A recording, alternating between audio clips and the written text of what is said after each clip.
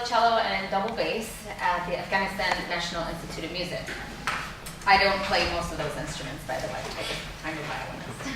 But as it turns out, I'm the only string teacher in the entire country. And I will tell you a little bit about how this all came to be. And I'll start with a brief history of Afghanistan. Now, actually, since there's so many kids in here, does anybody know what Afghanistan is?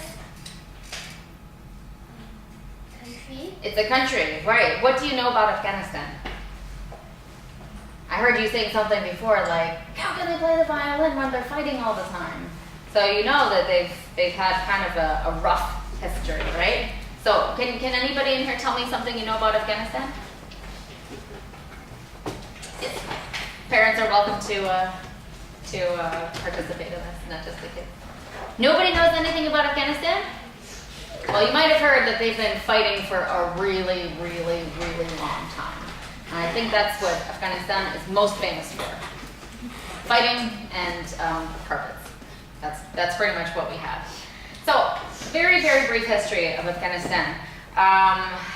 Probably about 150 years ago, the British Empire and the Soviet Union were in what was called the Great Game. And it sounds fun, great game, yay! But it's actually not fun at all. It was basically these two huge nations that were fighting with each other secretly and out in the open over who could control what's called the region that's called Central Asia. So actually the British were here too, right? For quite a long time. And you guys were kind of tucked away, not fighting with anybody. Or Britain didn't have to fight with too many people to have control here. But they were in India, which is down here, and then Russia is up here. And right in the middle is this region of Central Asia where you have all those countries that end with Stan, like Tajikistan, Afghanistan, Turkmenistan, all those guys. And Afghanistan is a very, very important one. So these two huge nations, they were really vying for control over this country for a long, long, long time. And eventually, the Russians kind of won. So around 1979, the Russians came into the country. They invaded, they occupied, and there was communist rule there. After about a decade of that, the Afghan people, they were just really sick of the Russians being there. So they revolted with the help of the Americans. And we ended up kicking out the Russians after 10 years of really, really difficult rule. They were not very nice to the Afghan people, shall we say. Very, very bad time. But after the Russians left, it wasn't that everything was all nice and peaceful. No, since nobody had really been ruling the country internally for a long time, they had this huge civil war. And there were about 6 main groups of people who were trying to control the country. And these groups were controlled by different warlords. That sounds really scary, and that time was, in fact, very, very scary in Afghanistan. So after 10 years of the Russians being in control and being really mean to everybody, then there was civil war and everybody was fighting with each other. Now, unfortunately, the winners of the civil war were the worst guys ever. Have you guys ever heard of the Taliban?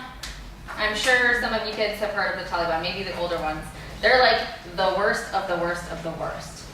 So actually, Afghanistan would probably have been better off if the Russians had stayed in power, even though those guys were really bad too. So the Taliban took over in 1996, and I will talk a little bit more about some of the things that they did and what happened with the country in a few minutes. But they were in power for quite some time, and it was a very, very bad time until the United States came back into Afghanistan and kicked them out in 2001. Now, after that, from 2001 until now, the Americans have been in Afghanistan. Now, people from around the world, most people would say that the Americans were the great liberators of Afghanistan, but in Afghanistan, most people refer to it as the American occupation. So, as an American, I'm not very popular there, shall we say. So, whenever we go to perform at embassies or anything like this, I'm always introduced as Jennifer from Hong Kong. The only time I've ever been introduced as Jennifer from America is when we played at the Chinese embassy. And when there are some things going on in Hong Kong right now that China doesn't like very much. So Everything in Afghanistan is politics and politics and politics. And the people that suffer the most in this are the Afghan people. One thing that is to be noted about Afghanistan is that everybody has tried to take over this country and nobody has ever really succeeded. The Afghan people are the strongest and most resilient people on the planet. And I think they're just kind of waiting for us Americans to get out of there so life can resume as normal. Either way, this year, there's another big, huge change that came about, and it was the first transfer of power, democratic transfer of power in the history of the country. This year, we elected a new president, and he just took over just a few months ago. The previous president, Karzai, he was put in place by the Americans. Oh, I think I have to start over. Hello, everybody, welcome. I'll go through this in 2 minutes. All right, so the history of Afghanistan in 2 minutes time. So the very condensed version of what I was just telling everybody is that people have been fighting in Afghanistan for a really, really, really long time, and the situation is quite bad. And if you have any questions about that, I can answer them after the talk is done. So right now, as I was just saying, it was the first democratic transfer of power in the entire history of Afghanistan. Okay, so we have a new president, President Ghani, and it was a very testy, dramatic election, but he's now in power and he is bringing about some very, very, very good changes. All right, so can anybody tell me anything that you know about the Taliban? Parents, kids, anybody can answer, teachers also. What are the Taliban famous for? Don't be shy. Suicide bombs, yes. What else? I read an article about how they destroy all the musical instruments. That's next, yes. So, Taliban are most famous for killing a lot of people, basically, and restricting women's rights. These are the two things that people know most about the Taliban. Oh, you know, everybody thinks that they're the same as Al-Qaeda, and, you know, they're a really terrible terrorist group. But one of the things that they did was an entire full ban on music in Afghanistan. Now, imagine, and I know some kids would think this is pretty cool if you never have to practice your violin again, like, yes, no more practicing. But imagine what life would be like with no music whatsoever. That means no music playing on the radio. In fact, all of the radios would have been destroyed. No music on the TVs. TVs would have been destroyed. If you're caught driving down the street and there's music coming from your car, you'll be pulled over and they will take out your cassette tapes and pull out all the tape inside. This is what happened in Afghanistan. Now, music was already starting to be restricted when the Soviets were in power. And it wasn't because the Soviets, or the Russians, it wasn't because they were the ones trying to do it, but they were not a welcome country in Afghanistan. So there was a lot of discontent, and the guys that were trying to kick out the Russians were doing whatever they could to control the people. Yes, do you have a question? The Taliban is part of Afghanistan also. They are not part of Al-Qaeda, no. They're very similar in the things that they do and the things that they believe, but they are two different groups. That's a very good question. And a lot of people wonder if they're the same thing as ISIS, and they are not. But all these guys, they're just different groups of really bad dudes. That's what I can say, is that there are different groups that don't like each other and don't really like anybody else either. But the thing that they have in common is that they're all bad. That's a good question. And I can answer any questions that you guys have towards the end, unless it's a burning question that you have to have answered right now. But if anybody in here already knows me, you know that I talk a lot, and I have a very short period of time. So let me get through this, and then you can ask anything you want at the end, okay? So during the Soviet times, we'll call them the mullahs, or the friends of the warlords. These guys were trying to control the Afghan people at the same time as they were trying to kick out the Russians. So it was actually in the late 70s that music started to be restricted more and more. There were also a lot of refugees who were fleeing Afghanistan at the time. They would flee to Iran or to Pakistan. And in those refugee camps, this is where kind of this sentiment of great injustice was really starting to brew. And in these refugee camps in Pakistan and Iran, also that is where this movement to start restricting and banning music took place. So in those camps, the people who were in charge said, okay guys, you know what, we need to be in a perpetual state of mourning. That means like unhappiness and crying. Therefore, you may not listen to any happy music. No Western music, no Afghan dancing music. The only thing that you can listen to are like mourning songs, funeral songs, anything that keeps people feeling sad. Now, why do you think they did that? Does anybody have any guess? Yes? They hope lesser. They hope lesser. They hope lesser. I think, because music is very strong, right? Music affects emotions very, very deeply. And if the only music you can listen to is sad music, then you're going to be sad all the time, right? They did not want people to be happy in those refugee camps because they wanted to get revenge. They wanted to go back to their country, take the country back, and they wanted everybody to be on their side. They wanted people as miserable as possible so that when they went back, everybody would be banded together to kick out the invaders. Yeah. So that was during the Soviet times. And then once the Taliban actually came in and took over, that's when things became official and all music was banned. Okay? That means that if you were a music teacher, you were either killed, put in jail, or kicked out of the country. And I'm not exaggerating about that. Oh, the other alternative was to just find a completely different profession. One of the teachers that teaches at ANIM, the Afghanistan National Institute of Music, where I work, he used to be a really, really wonderful saxophone player. And he was a saxophone teacher before the Taliban came into power. And when they came into power, he had to see his saxophone destroyed, and he had to become a meat vendor. So he was basically a butcher. And that's all he could do during those Taliban times, because if they found out that he was a musician, they would have killed him.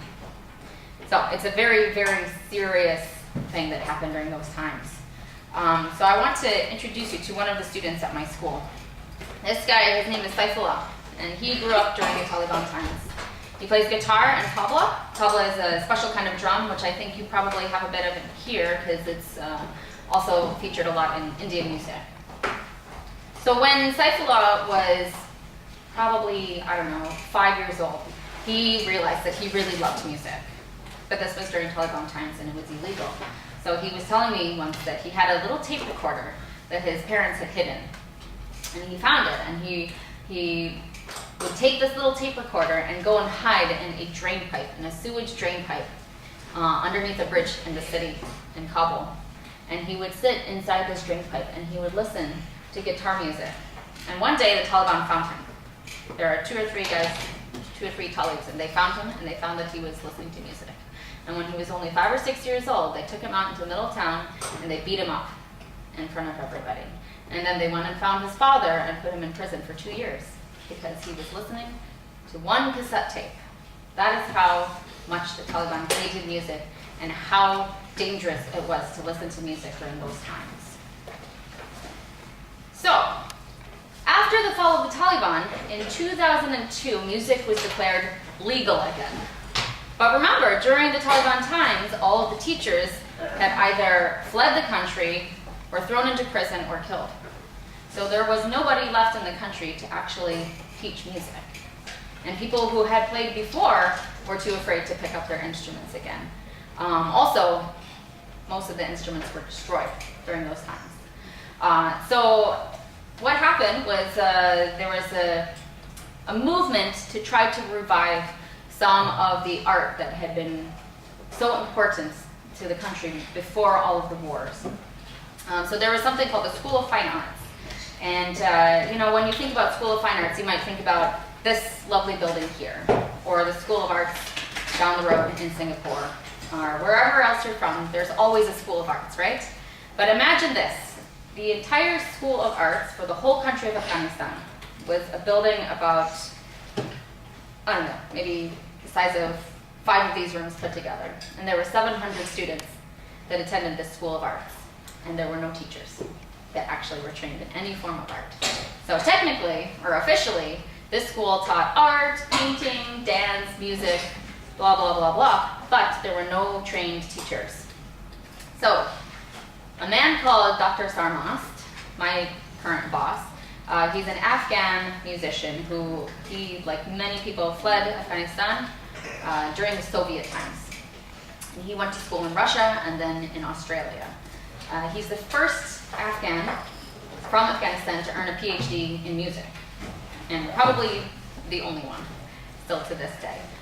He decided it was time for him to return to Afghanistan because he felt like he needed to get back to his country. So he came to this School of Fine Arts to see what the deal was, and he was really shocked to see that the students there were receiving no education whatsoever.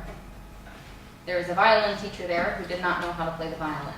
There was a saxophone teacher who didn't have a saxophone. There was a piano teacher who could not use both of his hands. And this sounds crazy, right? It sounds crazy that there would be a violin teacher who did not know how to play the violin. But imagine if all of the instruments in all of Singapore were destroyed, and the only way that you could learn how to play an instrument was from an old book from 30 years ago. And you look through the pages and say, oh, this is a violin. It has 4 strings. You put your finger here, and this is how the bow, okay. And that's how the violin teacher in Afghanistan learned how to play the violin and taught the students. So you can imagine the state of affairs of that school. Another problem that they face there at the School of Fine Arts is that when you have a country where most of the adults have been killed or fled the country. I'm sorry, this is really grim. I didn't realize there'd be so many children in the room here. I'm trying to tone it down a little bit. But imagine if you have a country with no adults, or the adults that are left are so traumatized that they are not able to pass on any sort of ethical education.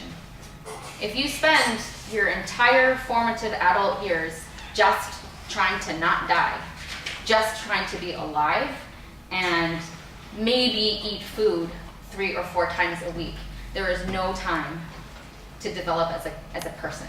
If you are in a constant state of terror that somebody is going to come and shoot you, there's no time to develop as a person. It is just getting by. Imagine those are the people that were left in the country. Those are the ones that were the teachers. So when Dr. Sarmas came to the School of Fine Arts, he was really appalled to see the conditions and the treatment of the students. Now, I had a conversation with my teaching assistant because he was one of the students of the School of Fine Arts. And he said that they had an orchestra. But of course they had maybe 4 or 5 instruments for an entire orchestra, and a teacher who didn't know who wasn't a musician. So the kids, one day, they all decided, well, there's no point in going to class, so they all skipped class. Don't do that, guys. Don't skip class. Even if you have what you think is a good reason, don't skip class. So they all skipped class, and the next day when they showed up to school, the teacher was so angry. He had the kids all line up in 2 rows facing each other, and he said, I'm so disgusted by you. I can't believe you would skip class. It's so blah, blah, blah, blah, blah, blah, blah. I want you to hit the person in front of you as hard as you can in the face as punishment. Can you imagine if I had you all line up and hit each other in the face?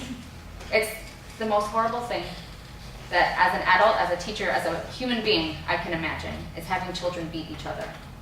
And so he walked up and down the line and he said, and if you don't hit this person hard enough, I'm going to do it for you. And that is how the students were treated. This is how students are still treated in many schools today in Afghanistan. All right?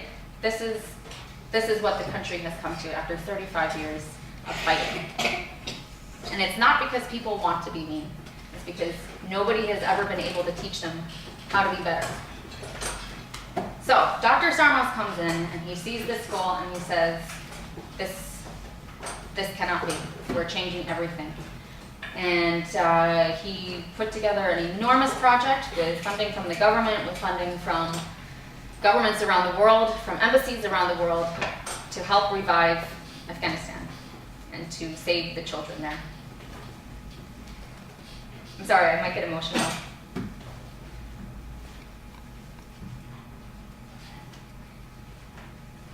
Dr. Sarmas knew that music is so powerful, and that through music you can change lives and you can change the course of a life. I think that Dr. Suzuki would have been very proud of what Dr. Sama said and what his vision was. Do you guys know who Dr. Suzuki is? Okay, good. You know, his goal was to create a generation of kids with beautiful hearts. It was a very similar situation in Japan after World War II. You know, they had been destroyed by war, children were orphans, parents were gone, and there was no hope.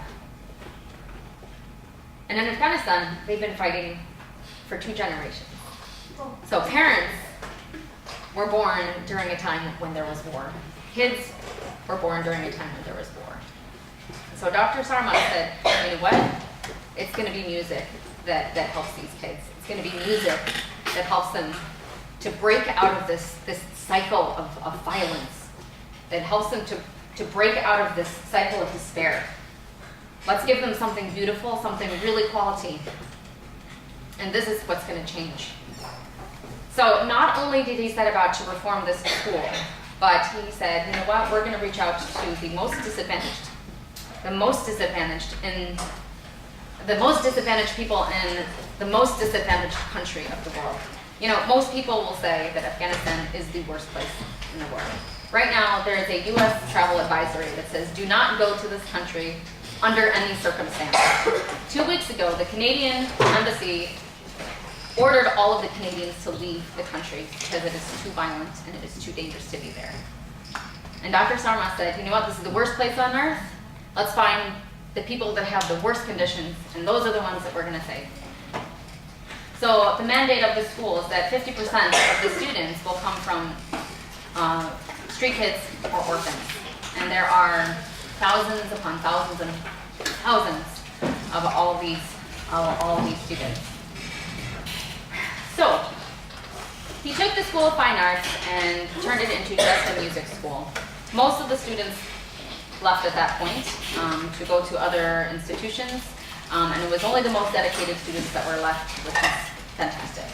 Unfortunately, they had such a false start to their education with teachers that didn't know anything about music, didn't know anything about science, math, nothing. It was basically like a giant daycare. So he had to start from scratch, basically. And also to find students from the orphanages and street kids, there was a lot of work involved there. So we work with a couple different organizations. One of them is called Ashiana, and they are specifically geared towards helping children who work on the streets.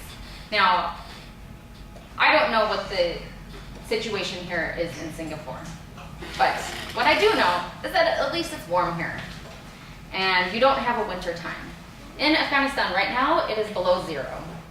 There's no central heating. There's no electricity in most places. And imagine what it's like to live as a 5-year-old child on the street. Maybe you live with your whole family on the street. But winter lasts from November until March there. And people die all the time just because it is so cold. People die all the time because there are explosions, there are suicide bombs, there is so much that children who live on the street have to face that those of us who come from Singapore or Hong Kong or America we never even dream of it. And these kids grow up in those conditions. And I want to introduce you to one of them. This is Wahid. Now he's in grade 12. But when he came to Anim, he came from Ashiana, which is this organization that works with street kids. Wahid was selling plastic bags on the streets of Kabul as an 8-year-old child. Is anybody in here 8? You're 8 years old? Do you have a job? You don't have a job? What do? You go to school? Okay. How long have you been going to school? Probably your whole life, right? You probably went to nursery school or pre-nursery and then kindergarten and then grade 1, 2, 3, 4. You've probably been going to school for a really long time and you live in a house with parents, right? Well, Wahid never went to school because there were no schools. He was selling plastic bags on the streets and earned about 50 cents a day. And he would bring that home to his family so that they could eat. And if he didn't sell enough plastic bags, then his family did not eat. He has an older brother who has a disability. He is severely autistic. And in a place like Singapore or Hong Kong, you can get help and support for that sort of thing. But in a place like Afghanistan, you can't even eat. So Wahid was earning 50 cents a day in order to help support the family. He lives on the side of a mountain in a house that's made out of mud. There's no electricity, there's no running water, and in order to get to this house, you have to climb up a winding dirt path that in the wintertime is completely covered in ice, and in the springtime is completely mud. And that is how he lives. Even now, he still lives like this. But Ashiana found him and approached Anim and said, we need to help this boy. Last year, Wahid went to the United States, Oman, and the UK as part of Anim tour groups. He is now training to be a concert pianist, and he plays the tambour, which is what you see here. It's an Afghan instrument, beautifully. His story is not unusual. His story is the same story as most of the students at my school. My teaching assistant, Wahid, he has a very, very similar story. He was one of the students from the original school. And I asked him, I said, well, if you were coming to Anim and learning how to play the violin, what would you be doing? He said, well, I'm 20 years old, so I would have 3 options. I would either be in the military, selling potatoes on the street, or dead by now. And that is the sad fact of his life. He grew up poor in the poorest city of the poorest country. But now, we're working on getting him scholarships to go to music university overseas because of the opportunity that he got by learning music. So today, Anim, Afghanistan National Institute of Music, has roughly 200 students. 50% of our school, as I mentioned before, are orphans or street kids like Wahid and Faiz. And the goal is that we could have 50% of the school be girls. Now, if you're a girl, can you raise your hand? Come on, I see more girls and your hands are not in the air. Well, I have to say, you are so lucky that you got to be born in Singapore. And I am so lucky that I got to be born in America. And your parents, if they were born in China or they were born in Hong Kong, you're so lucky that you were born where you were born. Because girls who are born in Afghanistan have a really bad life ahead of them. Every year, we lose a couple of our girl students because by the time they turn 13 or 14 years old, they're ready to be married. Is anybody in here 13? Or older than 13? Oh boy. Every year we lose a bunch of students because they go home and they get married. Not because they want to, but because they're forced to. The oldest girl that we have in our school is 17 years old. And I'm going to tell you a little bit about her later. She is 17 years old, and it's very unusual for us to have a 17-year-old girl at the school because usually by the time they get to that age, their parents pull them out or their relatives pull them out so that they can be married. I think we've only had one girl ever graduate from Anim, and she's married now. We have, and I will talk a little bit more about the challenges that we face in a little bit. We have 4 foreign staff. There's me from America/Hong Kong, an oboe teacher from America, piano teacher from Taiwan, and a percussion teacher from Colombia. Now we get funding from the World Bank because they really believe that this project is one of the only things that is going to help save Afghanistan. So fortunately we are not funded by the Afghan government because they have no money. But our donors, they really try to make sure that we have staff that has been actually trained. That said, there are probably 30 other teachers in this school, academic as well as music teachers. And I think 3 of them have teaching degrees. In fact, in the entire country, the number of people with actual teaching degrees is extremely low. The number of students in universities is growing all the time. But remember, people who are adults now, people who are in their 30s right now, the time that they should have been going to university and should have been getting their education was during the Taliban times, when there was no such thing as education. Women had to stay inside their homes. They were not allowed to leave, they were not allowed to work, they were not allowed to go out in public. So there is a huge, huge, huge gap in education in Afghanistan right now. So, it is understandable that there are so few teachers that actually are trained. So other things about Anim right now that we have, I should actually tell you a little bit about what the school actually is. It's set up like a conservatory. So it's a regular school, an academic school, and they learn Dari, Pashto, Islamic studies, math, science, English, etc. But all students have a major in a primary instrument, and once they're old enough, they're allowed to have a secondary instrument as well. Most of the students take Afghan classical music. They play rubab, dilruba, tabla, tambur, harmonium, traditional instruments, but there's also a contingent of Western instruments there. As I mentioned, I teach violin, violoncello, and double bass. There are 18 string students in this school of varying degrees of varying levels. We also have piano, oboe, flute, clarinet, saxophone, trumpet, and percussion. And there are a few students in each one of these instruments. But due to the lack of resources and just the danger of the situation, there are teachers teaching things that we don't. I've never learned how to play the double bass before. I still don't know how to play the double bass. I learned how to play the cello like 3 weeks ago. And I'm teaching all these instruments because they're the closest ones to my own. Our oboe teacher is also teaching flute, English horn, bassoon. Whatever instrument happens to be donated to the school, she gets to teach that if it's a blowy instrument. We used to have a trumpet teacher. He has since left the country, and so one of the students had to take over. And this is the case for a lot of the instruments, is that we had a teacher, but the teacher left because Afghanistan is dangerous and you go back to your own country. And then what's left are the most advanced students. They're the ones that have to teach. So when I arrived at Amin, my teaching assistant had been teaching all of the string students for about 6 months. He has never had any formal teacher training ever. And the person who was supposed to take over for the departing teacher fled the country and sought asylum in Switzerland, leaving the school without any teacher. And I'll talk a little bit more about that in a bit, but that's just a general idea of what the school is like right now. But some of the good things are that in the 4 years that the school has existed, many ensembles have been formed.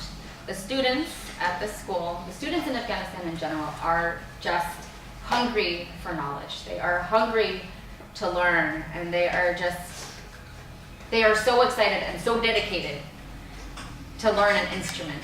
They are the first trained musicians in the entire country in 30 years. So understandably, the level is pretty low, but it is growing at an exponential rate. And one of the things that we do to get these kids really inspired and working together is we have many different ensembles. This year we formed a girls' ensemble, which is a historic ensemble in the entire country. Even before the war, there was never anything like this. Now, like I said before, being a girl in Afghanistan is not an easy task. When you're 13, 14, that's your marriage time. Girls are, historically, we're not allowed to go to school, and it's really only in Kabul, in the main city, that girls are allowed to go to school at all. In the provinces, they are basically just kept in the homes, and their job, in their entire life, is to clean the house, cook food, and have kids. And that's what your life is. In Afghanistan, when a son is born, there's a huge celebration. The whole village comes out. Everybody celebrates. People are shooting guns into the air, having a big feast. And when a girl is born, the family goes into mourning for the first couple months of her life because they know that this is a drain on their resources.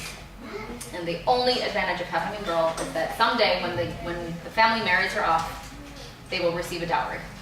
They will receive a payment to give their daughter to somebody else's family. And that is the historical value of a girl in Afghanistan. It's a horrible existence. And unfortunately, it's changing. But for the last 30 years, that's what life was like for girls there. So this year, the fact that we were able to have a girls' ensemble form is incredible. We have a few cellos, a few violins, choir, a few wind instruments, and I would have to say this is probably the most famous music ensemble in all of Central Asia now. They have existed for 3 months. But the opportunities that these girls get now, they get to see something outside of their homes.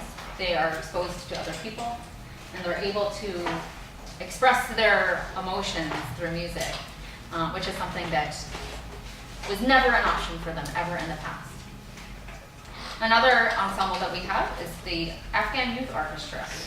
Now, the distinct advantage, one of the distinct advantages of this school for the country is that since we're the only music school in the whole country, probably the whole region, there's a lot of international attention.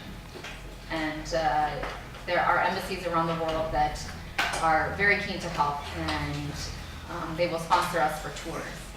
So the kids, some of the kids were able to go on a USA tour, and they went to Washington, D.C., New York City, and Boston, performed at the Kennedy Center, New England Conservatory of Music, and Carnegie Hall. Now remember, Wahid, the boy who sells plastic bags on the streets, he played in Carnegie Hall last year. These students are the only kids in the country who have ever left the country. They have now seen something outside of the war that has been just ravaging the country for the last 3 decades. These kids have seen Western society. They've seen women treated equally. They've seen teachers that know what they're talking about. They see that children are respected elsewhere in the world, and they see that music is something that is universal. So these kids are the future of the country. They are the ones that are going to change the country. Because for the most part, the rest of the kids still have a pretty bad deal in Afghanistan. So yes, our kids played at Carnegie Hall. They met Senator John Kerry. They have played for President Karzai, for President Ghani. They have met diplomats from all over the world because everybody is interested and everybody is very hopeful that this school is really going to be the change that this country needs. Another ensemble that we have is the Afghan Traditional Ensemble. You can see some of the instruments that might look familiar. Some of these might look familiar to you guys. This one is called the ditak, and it's kind of like an erhu. Kind of. It has 2 strings, but the body, you can see, is made out of metal. I don't like it very much. It sounds like this. But, you know, we do what we can. This one is called the rubab. It is what's known as the national instrument of Afghanistan. I think it has 4 strings and then 11 sympathetic strings. When it's played, it actually sounds kind of like a medieval or a Baroque instrument because of all the sympathetic strings. Do you guys know what sympathetic strings are? They're strings that your bow doesn't touch.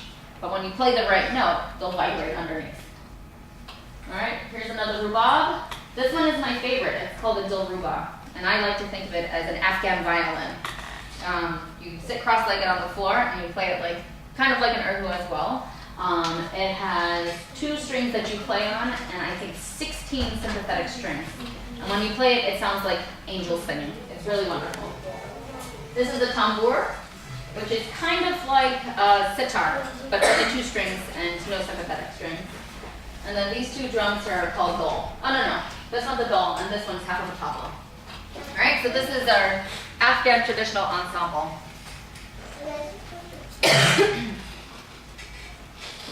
One of the big focuses of the school is cultural diplomacy. And what that means is that we do as much outreach as we possibly can. And remember, most of these kids are coming from the streets.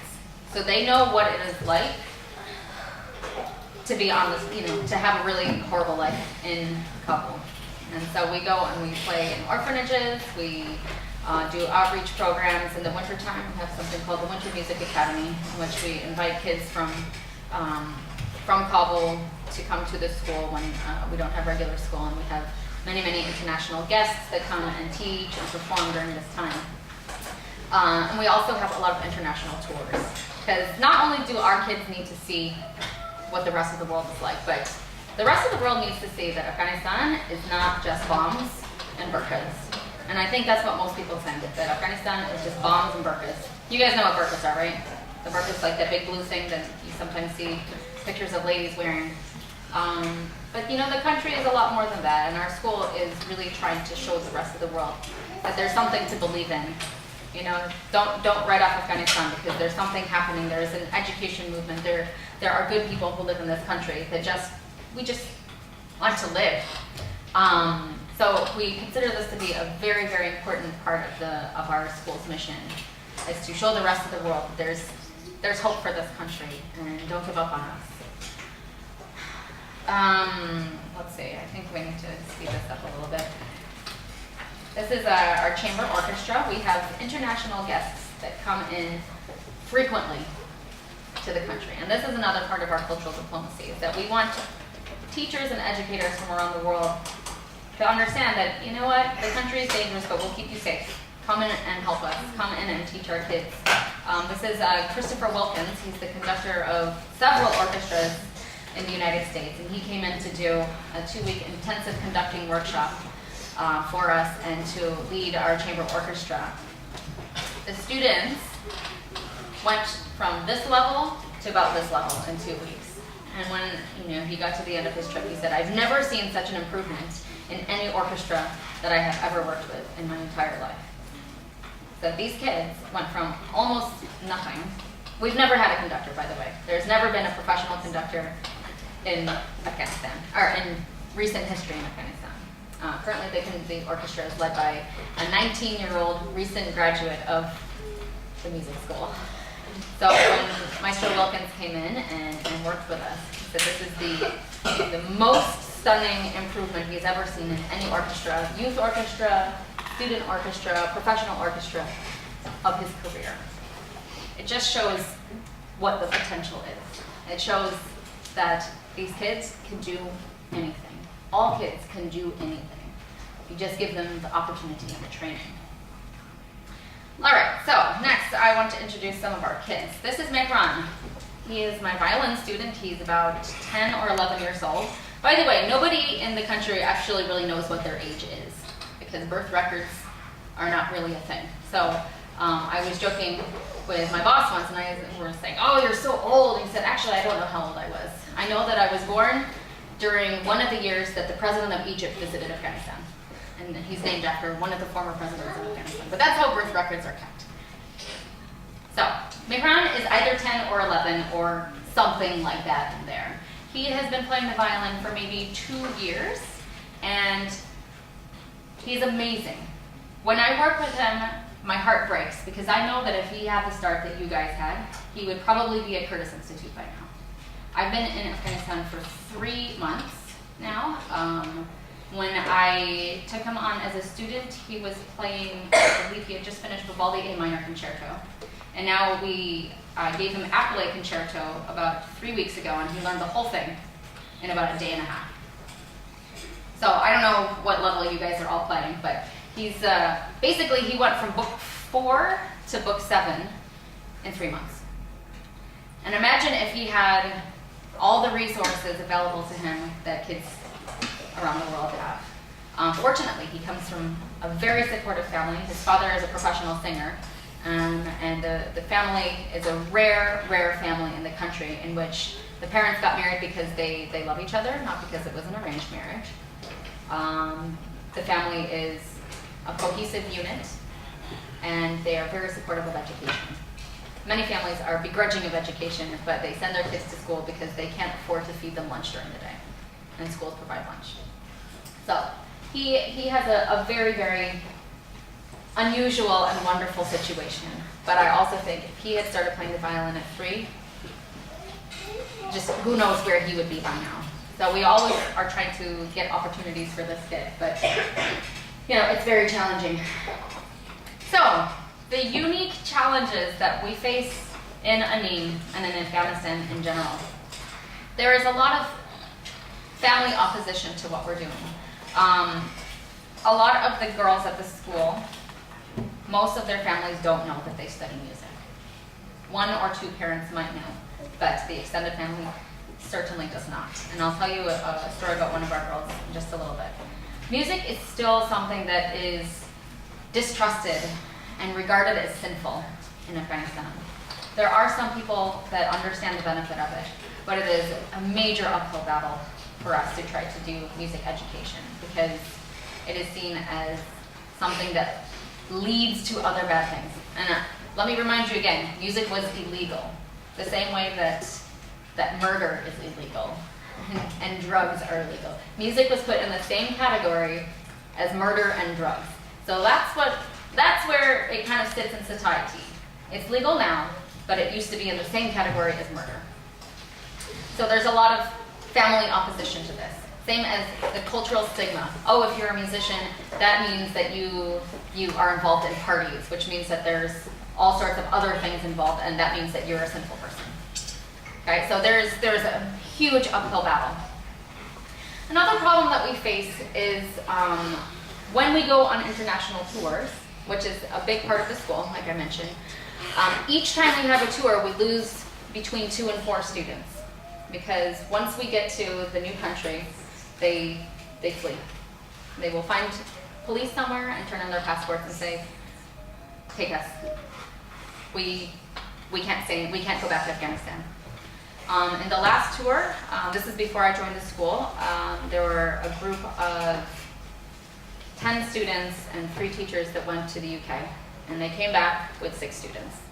Because in the middle of the night, 4 boys, and they were only 12 years old. So somebody was helping them. Because 12-year-old boys can't do this on their own. In the middle of the night, they left the hotel room and never came back. And this happens on every tour. And it is understandable, because Afghanistan is a very dangerous place to be a child, to be an adult, it's a dangerous place to be. But this means that it's very difficult for us not only to get visas to go on these tours, but also when we do have students that are very talented and we try to get them into universities or music schools around the world, they are generally denied access to the countries because there's a flight risk. And governments see students from Afghanistan as a financial burden, because most likely the assumption is that all these kids are going to flee and the new country is going to have to support them. So we have a very, very big problem with asylum seekers. I mentioned before, we have also the problem of child marriage. Now, I was saying something about 13, 14-year-old girls, but in Afghanistan, there are children that are married off as young as 8, 7, even 6 years old. I'm about to start teaching a student when I get back next week. She is, well, we don't really know how old she is, but there was a huge, I don't even know the correct word to use for this. Let's just call it a kerfuffle. Basically, what happened was her father was in crippling debt. And when I say crippling debt, I'm talking about $2,000 US. $2,000 US is a year's salary for your average Afghan. $2,000. So the mother had been very ill, and he racked up all these medical fees trying to get her treatment. $2,000. And he could not pay off his debt. So the solution to this was to sell his 5-year-old daughter to the son of the person to whom he owed money. I just want that to sink in. For $2,000 of debt, a father sold his daughter to the son of his debtor so that he could pay off his debt. And that meant that this 5-year-old girl was going to be married to, I think he was 18 at the time, the son of the debtor. His daughter was property and an asset, something that could erase debt. So a human rights lawyer thankfully found out about this and intervened. And it became an international story. And fortunately, some donor paid this debt and removed the daughter from what would have been the rest of her life, basically. And she's been transferred into an orphanage in Kabul, and she'll be starting violin lessons next week. And that is wonderful, wonderful news. But unfortunately, this is one story out of probably a million. This is one story out of a million. This is one child that was saved. And there are thousands and thousands and thousands of girls who are sold every day to pay off debts, or because the parents are too poor to feed them, and so they get sold to somebody else. And even if it's not a debt payment or a sale, girls are married off as children all the time. So this is a huge challenge that we have. We say we want to have 50% enrollment of girls, but before that can happen, society has to change, and society has to realize that girls are not property, and that you cannot marry a child off at the age of 5 years old, or 6 or 7. Sorry. Other problems that we have are the extreme poverty of the country. The principal of our school makes $360 US a month. He works 7 days a week, 365 days a year. He gets and that's considered a pretty good salary. You know, he's the principal of an international school, and that just gives you an idea of what the country is like. Our school does not charge any tuition because nobody could ever afford to pay for any instrument lessons, let alone school fees. And with the poorest kids at our school, we actually pay the families. We pay them a stipend so that they can make up the income that they are losing when their kids are no longer selling plastic or gum or balloons or bread on the street. So we pay them $360 US a year, and that is enough to cover their expenses for the year. That's the income that their child would have earned if they were in school. But it's a hard sell. It is a hard sell to convince families that their kids are better off in school learning music instead of selling potatoes or mending shoes or begging. The other problem that we have, and this is probably the biggest one, because it kind of underscores everything else, is the corruption. Afghanistan is routinely, yearly ranked as the most corrupt country on the planet. This year we tied with Somalia and North Korea, so like, yeah, we got to share a position instead of being number one. But we're the most corrupt country in the world. And that doesn't mean just the government. It means that the whole society is just entrenched in corruption. A couple weeks ago, it was exam period, and I was adjudicating some of these exams, and I was really shocked to see that all of the students were cheating. And I was like, I've been an educator for 15 years, and I've never seen anybody cheat before. And I was in school for my whole life, and I guess I was kind of aware that people sometimes cheated, but it was only the worst. All the kids were cheating, and I was so horrified at this. And then I saw there were a bunch of teachers that were cheating too. They were giving students the answers. They were writing answers on the board during the exam, or they would change the exam sheet so the kids wouldn't fail. And I was so discouraged to see this, and one of my colleagues said, look, we have to make small changes in society. But if you remember that we are the most corrupt country in the entire planet, that doesn't mean that teachers are exempt from that. So we're up against just the most enormous battles that you can possibly imagine. So because of all this corruption and cheating, the expat teachers, we really have to, we're in every single exam.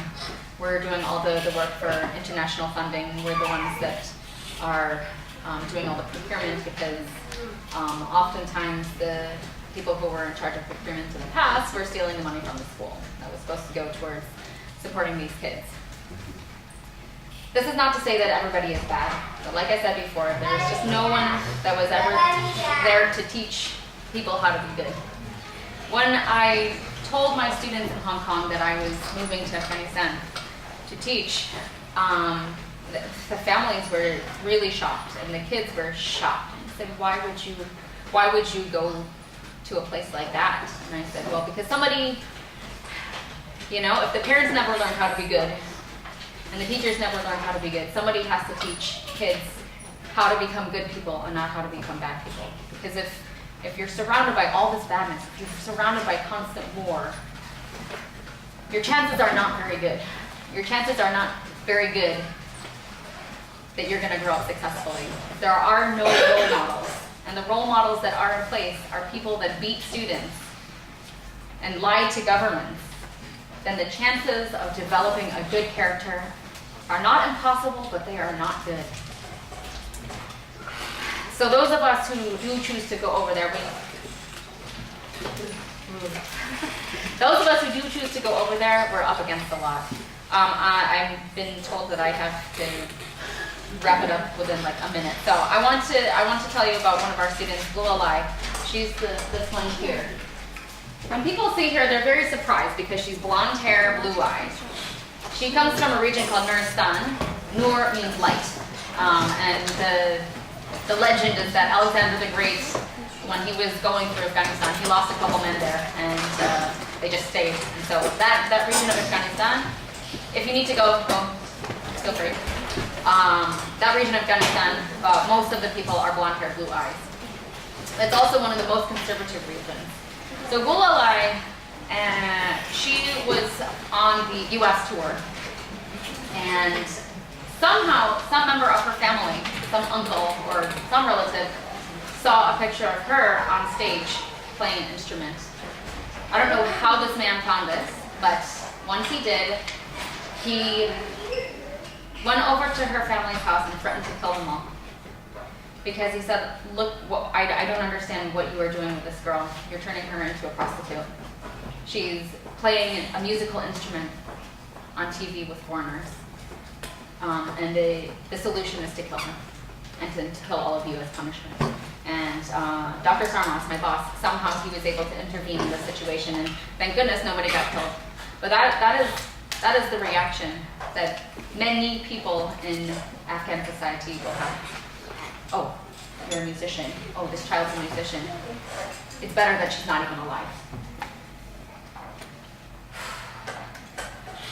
I'm just going to have to rush through this because there's something that I want to read, something I want to share with you.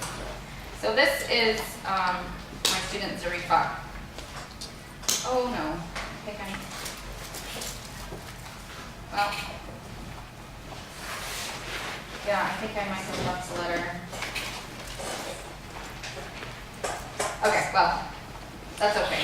It's very sad. She's my student. She chose viola, which is great because most people think that viola is like a sad bystander instrument, but no, she really loves it. I'll just give you her brief story, and I had a letter from her that I wanted to read, but somehow I didn't make it into my bag. One day she came into school and she said, "I'm sorry, teacher, I can't play today." I said, "Oh, okay, all right, you don't have to play. I'm not going to ask questions." And she came in and I said, "Sorry, teacher, I can't play." She's like, "Okay, well, why can't you play?" She's like, "I'm injured." And, oh, okay, so what happened? She pulls up her sleeve and her arm is swollen and red. Her uncle found out that she was taking music lessons, and her mother was trying to defend that decision. And so the uncle started beating the mother, his own sister. He was beating her because she allowed her child to take music lessons. And so Zarifa, who is just a kid, she intervened because, of course, she didn't want anybody beating her mom, let alone her uncle. And so she stepped in between the uncle and the mom, and he grabbed her and pulled her so hard that he dislocated her arm because she was trying to defend her mother, who was trying to defend her. Now, this girl, out of all of the students at this school, maybe she's not the most talented musically, but she speaks perfect English, and she is ambitious, and she's going to be our success story, and I know it. Her dream is that she's going to go to university in the United States, earn a degree, come back to Afghanistan, and start a school for music students. She wants to have the second inning, basically. And I know I have to go teach, but just to share, Thanksgiving weekend was very, very bad in Kabul. I was having Thanksgiving dinner with some of my friends, and the house next door to us was attacked. So we were eating our turkey dinner, and we hear this huge explosion, and we're all like, oh, something's happening, and then all the sirens went off. So we had to run upstairs into the bunker and listen to the gunfire and the explosions that were going on next door.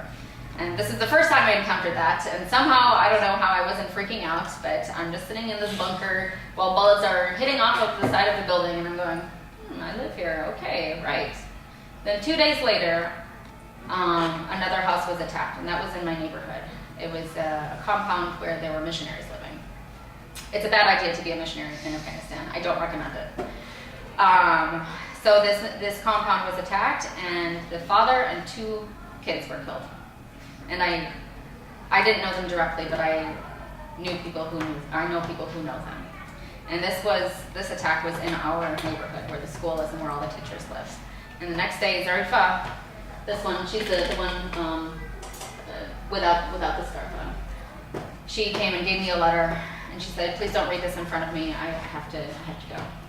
And this was a letter from this child, so heartfelt, saying, "I don't want to die before I realize my dreams."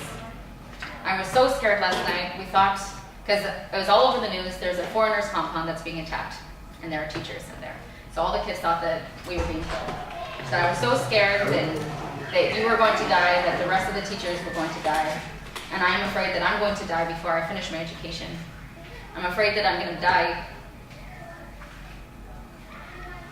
before I can realize my dreams to save my country.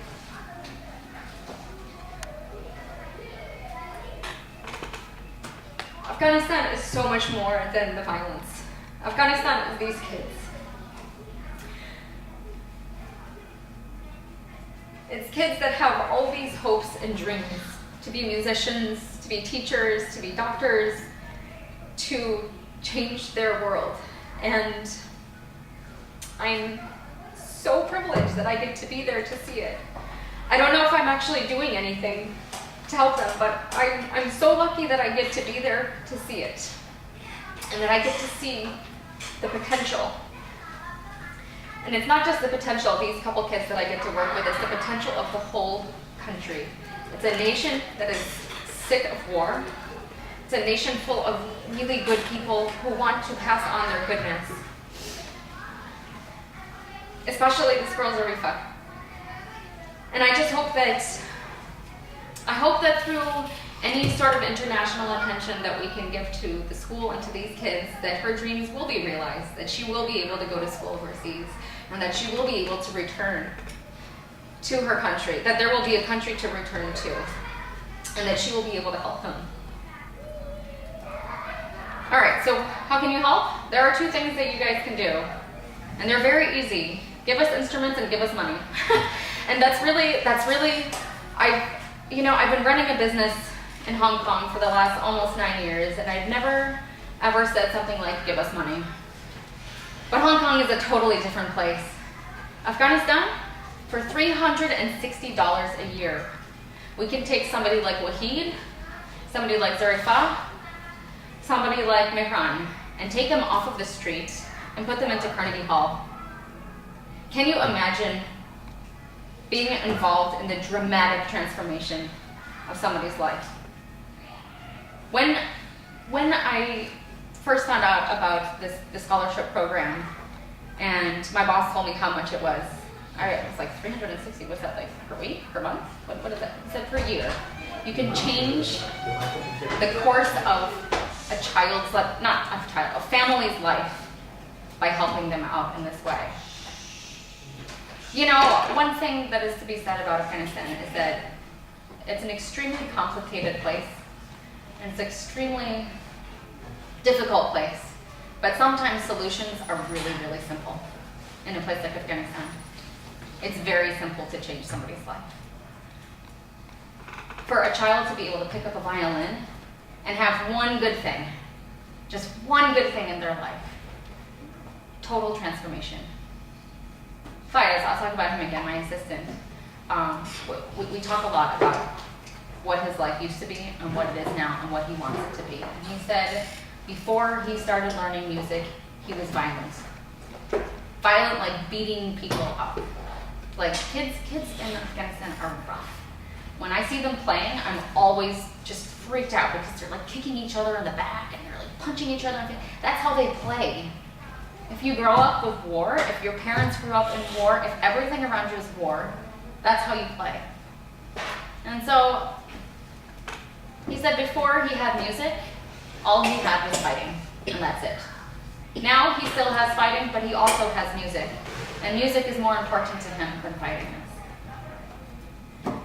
He's not going to be a famous musician. He's probably not going to earn all that much money. But he is not on the street. He is in a school. He has 2 meals every day that are provided for him. His family gets a stipend.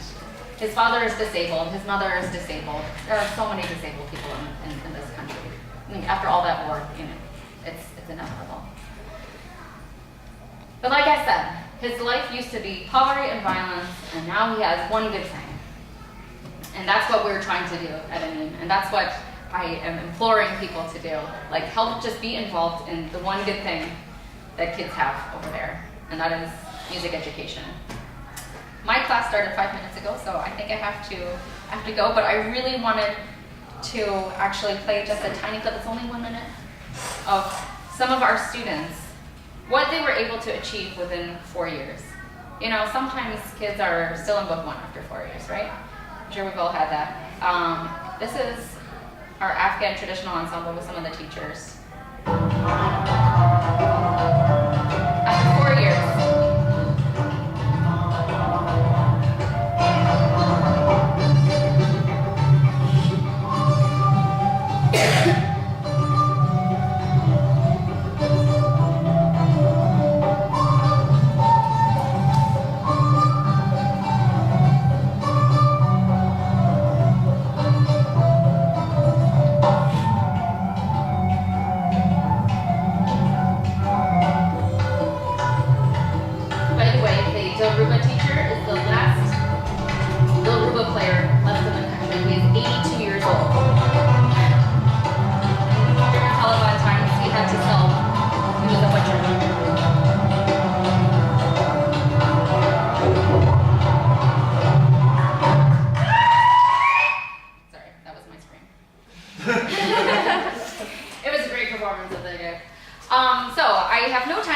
I'm very sorry, but if you have any questions about any of that, you can come and ask me later, and I'm very happy to answer anything that you might want to know about Afghanistan or the school, or if you want to donate money, I'm happy to take that. Thank you very much.